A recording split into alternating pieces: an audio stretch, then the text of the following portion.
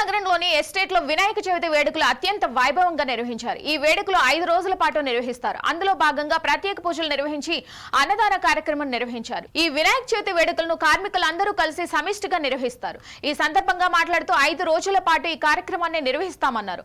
5వ రోజు మేళ తాళాల నడుమ సాంస్కృతిక కార్యక్రమాలతో బాణసంచల వేడుకలతో అంగరంగ వైభవంగా గణేష్ నిమజ్జన కార్యక్రమాన్ని నిర్వహిస్తామన్నారు.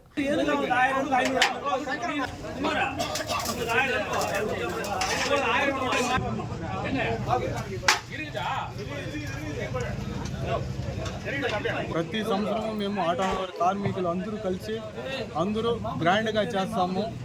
కార్మికులు ఒకటిగా చేసే ఫంక్షన్ ఇది.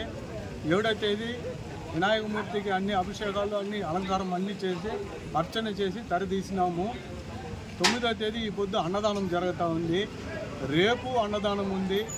మళ్ళా బుధవారం అన్నదానం ఉంది. బుధవారం సాయంత్రం 4 గంటలకు నిబంధన కార్యక్రమం స్టార్ట్ చేస్తాము. ఇది మాకు ఆటోనగర్లో ముఖ్యమైన ఇది ఫంక్షన్. ఇది ప్రతి సంవత్సరము వదలకుండా ఖచ్చితంగా వినాయక చవితి ఫంక్షన్ చేస్తాము.